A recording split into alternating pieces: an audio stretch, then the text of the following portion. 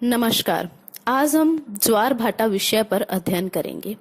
Tides महासागरीय जल में उत्पन्न गतियों को 3 वर्गों में विभाजित किया जाता है। प्रथम ज्वार भाटा, द्वितीय धाराएं, तृतीय लहरें।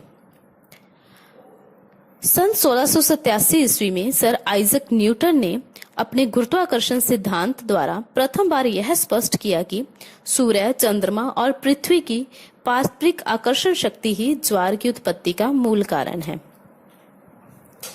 ज्वार और भाटा किसे कहते हैं? सूर्य एवं चंद्रमा की आकर्षण शक्तियों के कारण सागरीय जल के नियमित रूप से ऊपर उठने की क्रिया को ज्वार तथा नीचे गिरने की क्रिया को भाटा कहा जाता है। क्योंकि चंद्रमा जो है वो सूर्य की अपेक्षा पृथ्वी के अधिक नजदीक है, तो चंद्रमा की ज्वारोत्पादक शक्ति सूर्य की तुलना में 2.17 गुना है। ज्वार और भाटा कई प्रकार के होते हैं, इनको अलग अलग विभाजित किया जाता है। नंबर 1, दीर्घ ज्वार।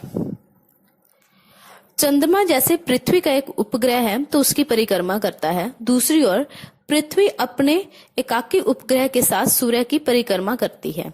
अतः सूर्य, पृथ्वी और चंद्रमा की सापेक्ष स्थितियां बदलती रहती हैं। अमावस्या तथा पूर्णिमा को सूर्य, चंद्रमा और पृथ्वी एक ही सीध में होती हैं, तो ऐसी स्थिति को सिजगी अथवा युति या व्युति कहते हैं।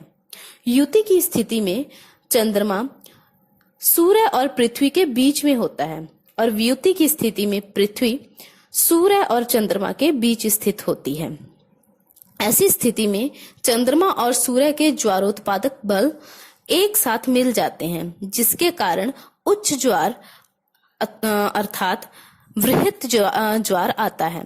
ऐसे ज्वार प्रत्येक 15 दिन अर्थात अमावस्या अथवा पूर्णिमा को उत्पन्न होते हैं। लघु ज्वार अमावस्या तथा पूर्णिमा के अतिरिक्त अन्य तिथियों को भी सूर्य, पृथ्वी और चंद्रमा की सापेक्ष स्थितियों में अंतर आ जाने के कारण वे एक सीध में नहीं होती हैं। इसके फलस्वरूप ज्वारों की ऊंचाई में भी कमी होने लगती है। प्रत्येक महीने में 2 पक्ष होते हैं, कृष्ण पक्ष तथा शुक्ल पक्ष। प्रत्येक माह की सप्तमी अथवा अष्टमी को सूर्य और चंद्रमा की स्थितियां ऐसी हो जाती हैं कि पृथ्वी के केंद्र पर इन्हें मिलाने वाली रेखा 90 डिग्री का कोण बनाती है, तो इसे लघु ज्वार कहा जाता है, जब सूर्य, पृथ्वी और चंद्रमा की समकोणिक स्थिति होती है।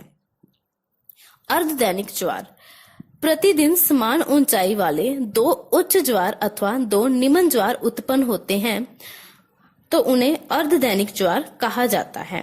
दैनिक ज्वार जब दिन में एक ही उच्च ज्वार उत्पन्न होता है तो उसे दैनिक ज्वार कहते हैं।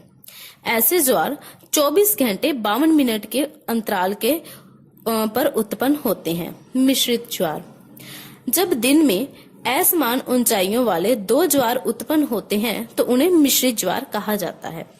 यह थे कुछ ज्वार के प्रकार।